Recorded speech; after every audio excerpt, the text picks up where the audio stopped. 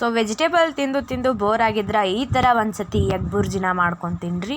ಬಾಯಿ ಕೆಟ್ಟವ್ರಿಗೆ ಅಥವಾ ಆರಾಮಿಲ್ಲಾರ್ದವ್ರಿಗೆ ಈ ಥರ ಒಂದು ಸಲ ಮಾಡಿಕೊಡ್ರಿ, ಅವರಂತರೂ ಇಷ್ಟಪಟ್ಟು ತಿಂತಾರೆ. ಸೊ ಹಾಯ್ ಹಲೋ ನಮಸ್ಕಾರ ಎಲ್ಲರಿಗೂ, welcome back to Javalambika cooking channel. ಬರ್ರಿ ಇವಾಗ ಮಾಡೋಣಂತ. ಸೊ ಗ್ಯಾಸ್ ಆನ್ ಮಾಡಿ ಅದ್ರ ಮೇಲೆ ಒಂದು ಪಾತ್ರೆ ಇಟ್ಕೊಂಡಿವಿ ನೋಡ್ರಿ.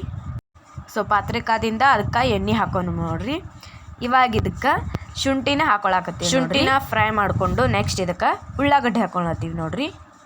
ಇವಾಗ ಇದನ್ನು ಚೆಂದಾಗ ಫ್ರೈ ಮಾಡಿಕೊಂಡು ನೆಕ್ಸ್ಟ್ ಇದಕ್ಕೆ ಅರಿಶಿನ ಪುಡಿನ ಹಾಕ್ಕೊಂಡು ಸ್ವಲ್ಪ ಮಸಾಲೆ ಎಷ್ಟು ಬೇಕು ನೋಡ್ರಿ ಹಾಕೋರಿ. ಸೊ ರುಚಿಗೆ ತಕ್ಕಷ್ಟು ಉಪ್ಪು, ಇದನ್ನು ಇವಾಗ ಚೆಂದಾಗ ಮಿಕ್ಸ್ ಮಾಡೋಣಂತ್ರಿ. ನೆಕ್ಸ್ಟ್ ಇವಾಗ ಇದಕ್ಕೆ ಖಾರ ಹಾಕೊಳಕತ್ತೀವಿ ನೋಡ್ರಿ. ನಿಮ್ಗೆ ಟೇಸ್ಟಿಗೆ ಎಷ್ಟು ಬೇಕು ನೋಡಿ ಹಾಕೋರಿ. ಇವಾಗ ಇದನ್ನು ನಾವು ಫ್ರೈ ಮಾಡ್ಬೇಕ್ರಿ. ಎಲ್ಲ ಮಿಕ್ಸ್ ಮಾಡ್ಕೊಂಡಿವಲ್ಲ, ಒಂದು 5 ನಿಮಿಷ ಎಣ್ಣೆ ಬಿಡುವವರೆಗೂ ಇದನ್ನು ಚೆಂದಾಗ ಫ್ರೈ ಮಾಡ್ಕೋಬೇಕ್ರಿ. ಸೊ ಯಾರ್ಯಾರ ವೀಡಿಯೋನ ಹಂಗೆ ನೋಡ್ತೀರಿ ಪ್ಲೀಸ್ ಸಬ್ಸ್ಕ್ರೈಬ್ ಮಾಡ್ಕೊಂಡು ನೋಡಿರಿ.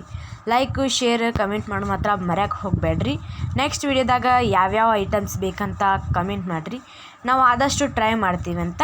ನೆಕ್ಸ್ಟ್ ಇವಾಗ ಇದಕ್ಕೆ ನಾವು ತೊಗೊಂಡಿರೋವಂಥ ಎಗ್ಗನ್ನ ಹಾಕೋಣಂತ್ರಿ. ಸೊ ನಾವಿಲ್ಲಿ 3 ಎಗ್ ತೊಗೊಂಡಿವಿ. 3 ಎಗ್ಗನ್ನು ಹಾಕ್ಕೊಂಡು ಚೆಂದಾಗ ಮಿಕ್ಸ್ ಮಾಡ್ಕೋತೀವಿ ನೋಡ್ರಿ. ಸೊ ಇದನ್ನು ಚೆಂದಾಗ ಮಿಕ್ಸ್ ಮಾಡ್ಕೋಬೇಕು. ಇದನ್ನು ನಾವು 3 ರಿಂದ 4 ನಿಮಿಷ ಚೆಂದಾಗ ಬೇಯಿಸ್ಕೋಬೇಕ್ರಿ. ಸೊ ಫೈನಲ್ಲಾಗಿ ನಮ್ಮ ಎಗ್ ಬುರ್ಜಿ ರೆಡಿ ಆಯಿತು. ಎಗ್ ಬುರ್ಜಿಗೆ ಈರುಳ್ಳಿನ ಜಾಸ್ತಿ ಹಾಕ್ಬೇಕ್ರಿ, ಅದು ಹಾಕಿದ್ರೆ ಟೇಸ್ಟ್ ಅಂತೂ ಮಸ್ತಾಗಿತ್ತು. ಅದಕ್ಕೆ ನಾವು ಸ್ವಲ್ಪ ಜಾಸ್ತಿ ಈರುಳ್ಳಿನ ಕಟ್ ಮಾಡಿ ಇಟ್ಕೊಂಡಿದ್ವಿ. ಸೊ ಇದನ್ನು ನಾವು ಚಪಾತಿ ಜೊತೆ ಆಯಿತು, ರೊಟ್ಟಿ ಜೊತೆ ಆಯಿತು, ಅಥವಾ ದೋಸೆದು ಜೊತೆ ಅಂತೂ ಮಸ್ತ್ ಕಾಂಬಿನೇಷನ್ ಆಗತ್ತೆ ರೀ. ಸೊ ಈ ವಿಡಿಯೋ ನಿಮ್ಗೇನಾದರೂ ಇಷ್ಟ ಆಗಿತ್ತಂತ ಅನ್ಕೋತೀವಿ.